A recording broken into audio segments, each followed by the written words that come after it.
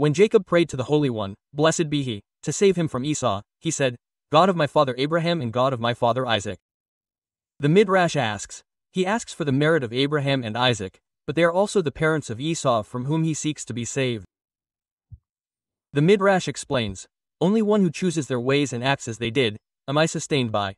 One who does not choose their ways and does not act as they did, I am not sustained by. It is not enough to be a descendant of the holy forefathers for their merit to protect. One must also walk in their ways. Therefore, Jacob can be protected by their merit. He walked in their ways. Esau, who did not walk in their ways, was not protected by their merit. There was once a poor Jew who went around the towns, collecting money for charity, who arrived in Lublin, to the study hall of the rabbi of Lublin, the seer of Lublin. He approached him and asked for charity. The rabbi took out his wallet and gave that Jew a certain sum.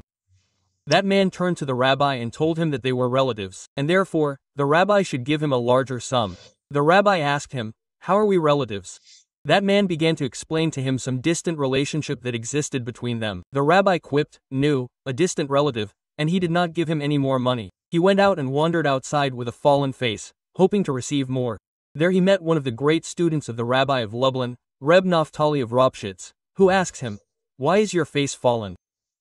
That man told Reb of Ropshitz what had happened with the rabbi. They nodded to him and said a few words. At that time, the seer of Lublin would lead the afternoon prayer. When the rabbi of Lublin began the repetition, someone next to him taught him. When the rabbi said, God of Abraham, God of Isaac, and God of Jacob, that person blurted out, well, close is far.